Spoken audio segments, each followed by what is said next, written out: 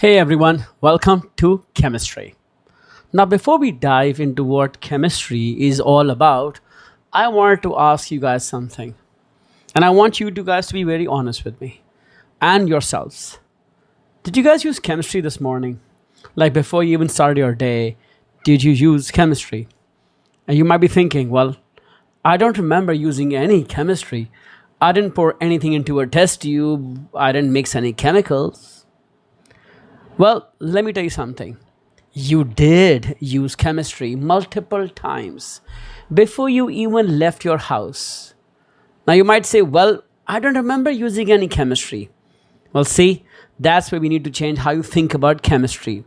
I'll show you. Now, let's think about this morning. Mostly, alarm goes off. Now, that alarm going off on your phone, that's powered by a battery. What's inside a battery? Chemistry. Chemical reactions producing electricity.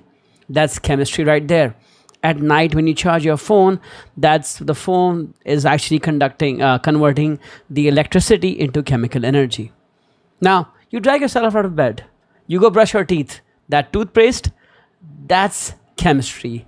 The fluoride in the toothpaste, the compounds that make it foam, the mint flavor, all chemistry. Let's say you make breakfast. Maybe you like cooking eggs. Now, when you put the eggs in a hot pan, the protein in the eggs change structure. We call them denaturing. We'll discuss that later. But that's a chemical reaction. That's chemistry happening right in front of you in your frying pan.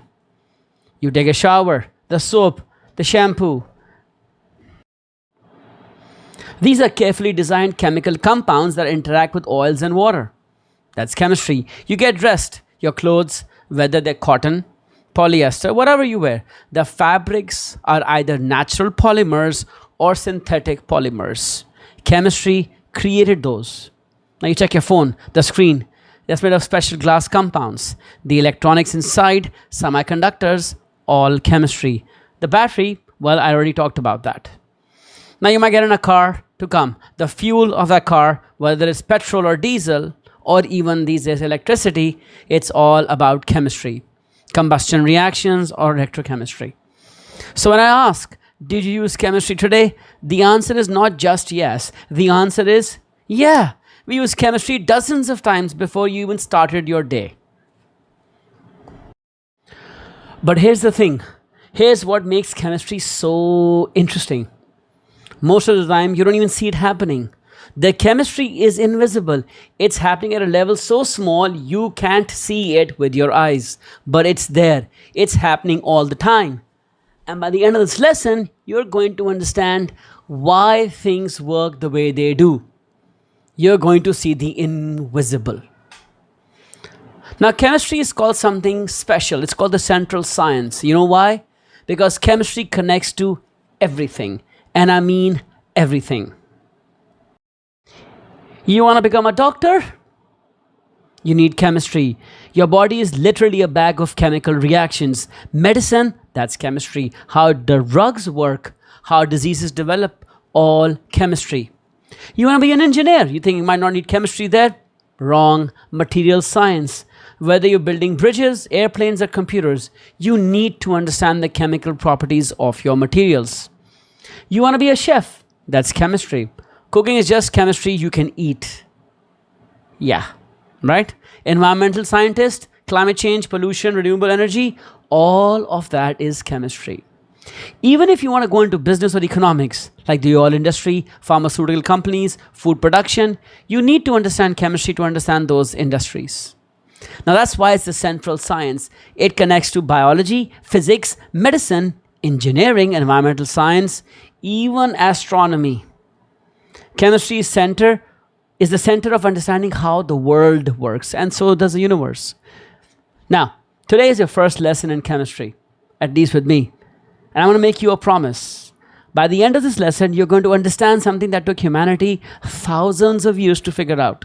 Literally thousands of years. The ancient Greeks started thinking about this, and it took until the 1800s to really prove it.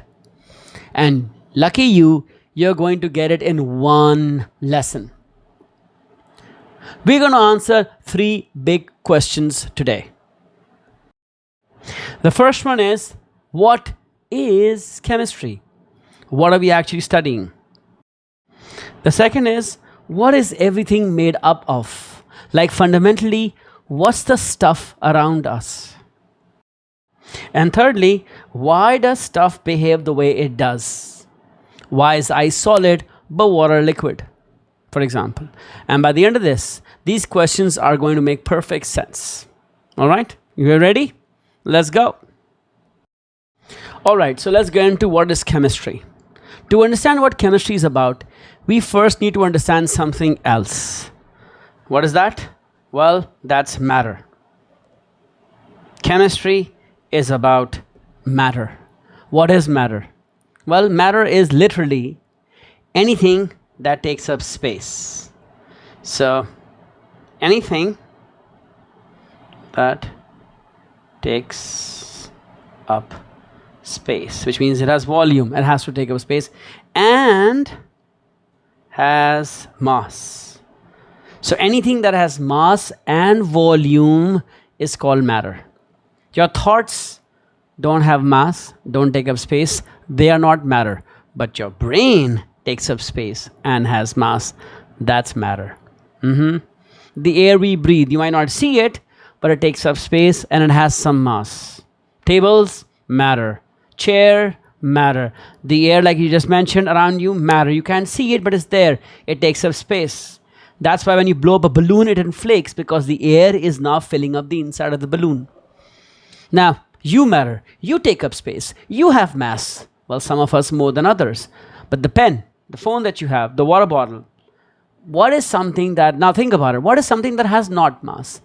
That doesn't have, that's not matter. Well, I just mentioned your thoughts. Light, by the way, has no mass. It's energy. But sound that goes in your ear, it's got no mass, has energy. It's a wave. We discuss these things later, but almost everything else is matter, matter, matter. So chemistry is a study of matter, but not just what matter is. Basically, chemistry is a study of how it behaves.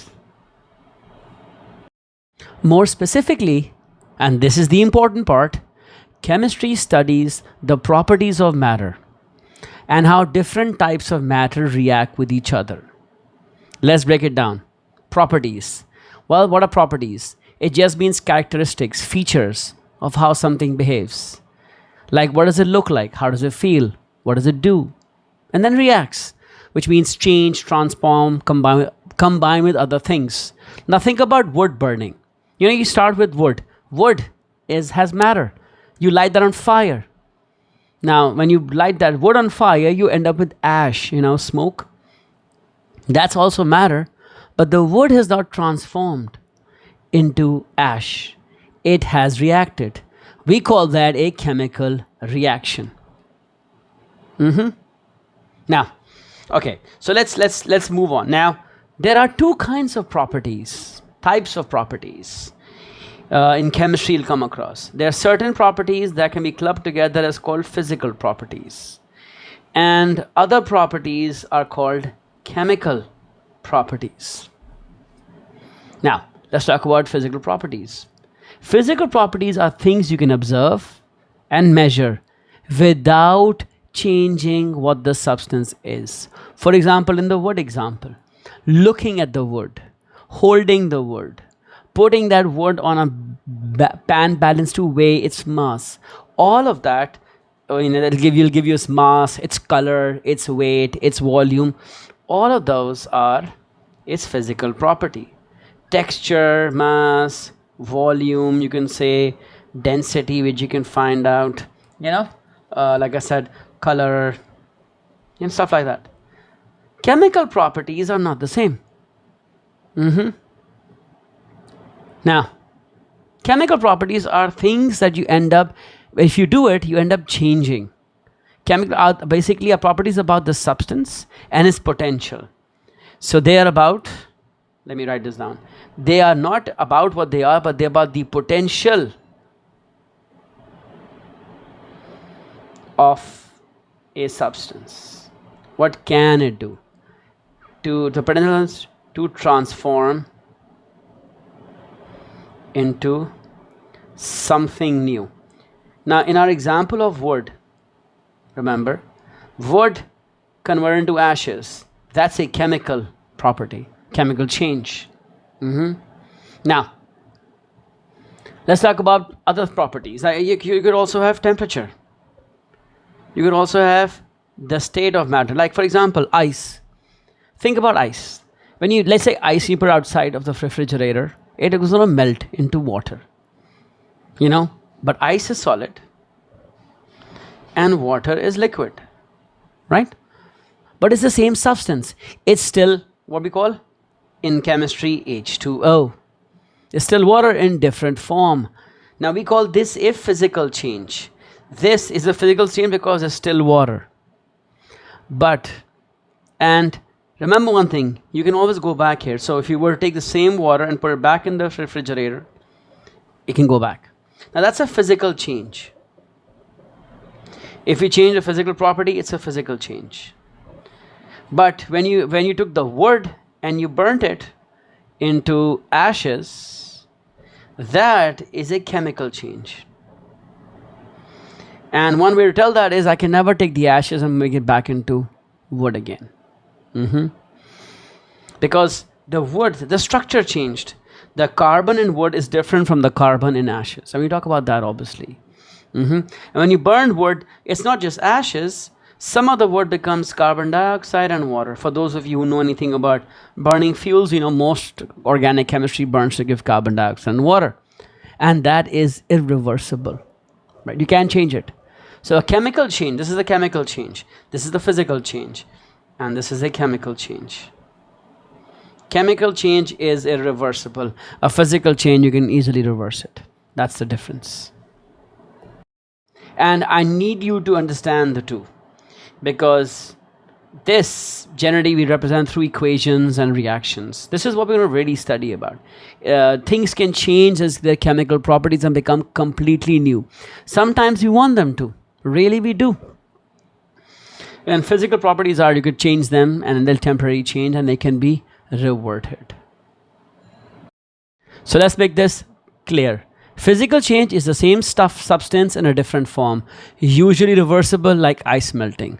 A chemical change makes something completely new. It's irreversible like burning wood or paper. All right.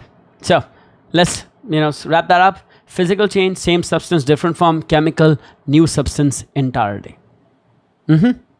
All right. Next up, we're going to take a look at matter and different states of matter.